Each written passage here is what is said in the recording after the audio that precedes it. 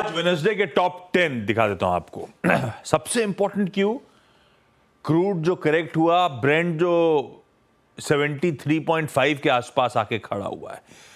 Upstream companies, OMCs, paint companies, aviation companies, ये सब radar पे हैं। दूसरा इंपॉर्टेंट क्यों था, डिफेंस एक्विजिशन काउंसिल की वो तगड़ी 1,45,000 करोड़ रुपए के रक्षा कॉन्ट्रैक्ट्स को मंजूरी। Hindustan aeronautics, Cochin shipyard, BEL, Bharat forge, इस तरह के प्रोफाइल ऑफ स्टॉक्स रडार पे रहेंगे। तीसरा important, GIC Re, general insurance corporation, Bharat सरकार 6.25% हिस्सा बेचने की आज तैयारी कर रही है। आज डे 1 है ओएफएस का नॉन रिटेल के लिए, इसीलिए आज शायद दबाव में रह सकता है ये काउंटर।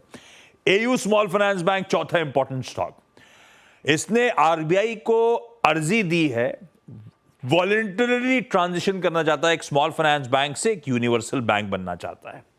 आईईएक्स का अगस्त महीने का अपडेट, कुल वॉल्यूम्स में 35% का जंप।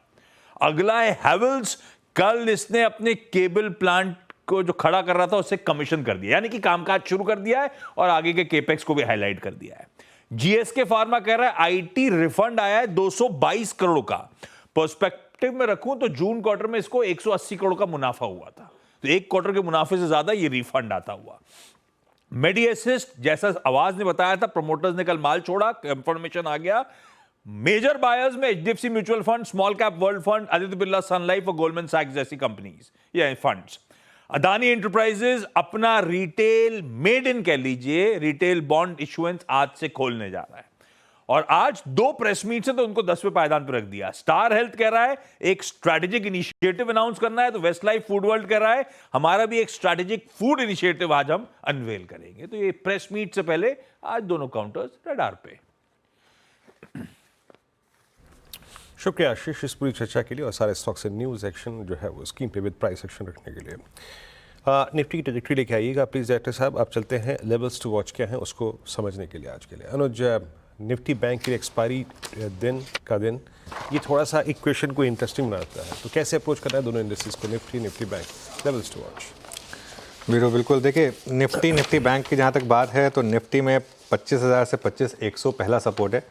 आई थिंक शायद वहीं पर खुलने की तैयारी हो रही है। एक्सपायरी दिन का लो और 10 डे EMA और बड़ा सपोर्ट फिर 24,850 से 24,900। मेरा व्यू ये है कि पहली तो अप्रोच पोजिशनल रखें। पोजिशनल अगर आपकी अप्रोच है तो 10 डे EMA के आसपास खरीदें और 20 डे EMA के थोड़ा नीचे का स्टॉप लॉस रखें। इंट्राडे ट्रेडर अगर आप हैं तो आज 3-4 स्विंग्स आपको मिल सकती हैं। पहली गिरावट में बाइंग करने की कोशिश करें, उसके बाद शायद दूसरी गिरावट आए उसमें सेल करने की कोशिश करें और ये 60-70 पॉइंट की आपको 3-4 स्विंग मिलेंगी। उसके बाद मार्केट एक शायद सेकेंड हाफ में एक वन वे व्यू लेगा। लेकिन पोजिशनरी 24,800 से लेके 25,100 तक का जोन है, इसमें थोड़ा थोड़ा करके आप ऐड करिए पोजिशनली। जैसा मैं कह रहा हूँ थोड़ा मार्क टू मार्केट के लिए तैयार रहिए, लेकिन अगली 1000 पॉइंट की स्विंग के लिए ये बेस्ट एंट्री अपॉर्चुनिटी होगी। मार्केट का texture 1 step back 2 step forward वाला है, तो आज आपको शायद एक मौका मिलेगा। अभी कोई शॉर्ट ट्रेड नहीं है, स्क्रीन पर एक बार कंफर्मेशन होगी कि शॉर्ट ट्रेड भी है तो बात करेंगे उसकी। दूसरा मुझे लगता है बैंक निफ्टी के लिए आज थोड़ा सा एल्गो पॉजिटिव है।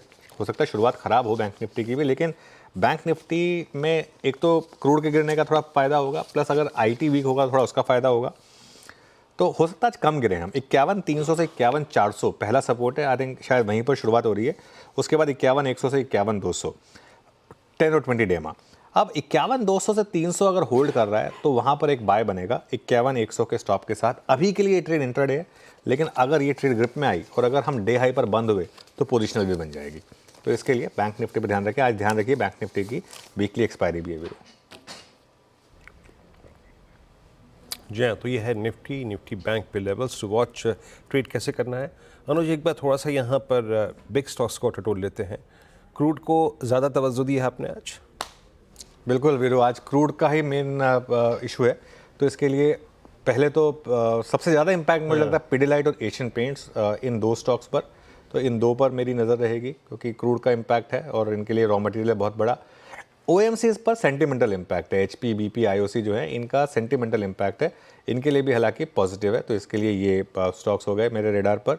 उसके अलावा इंडिगो, आई थिंक इंडिगो पर मैं काफ़ी टाइम से पॉजिटिव रहा हूँ और आज भी मुझे लग रहा है कि न्यूज़ फ्लो पॉजिटिव है। प्लस इंडिगो की एक मैनेजमेंट मीट भी हुई थी, उसके बाद सिटी ने 5200 तक का टारगेट यहाँ पर दिया है। उनको लग रहा है कि बिजनेस क्लास का एक फ़ायदा होगा। प्लस ये कंपनी ऐसी है जो अपने अचीवमेंट से खुश नहीं है, अभी भी कंटिन्यूसली ऐड कर रही है और प्लेन्स, तो ये एक और स्टॉक होगा मेरे रेडार पर। और फाइनली इंडसइंड बैंक, एक मैं बैंकों में एक उसको पॉजिटिव लेकर चल रहा हूँ, क्योंकि वहाँ पर एक अच्छा CLSA का एक रिपोर्ट है, 1800 के टारगेट हैं, जहाँ पर मुझे लग रहा है ये स्टॉक जो है लोअर लेवल पर शायद यहाँ पर अच्छा सपोर्ट मिले आपको। तो ये कुछ आज के बिग स्टॉक्स।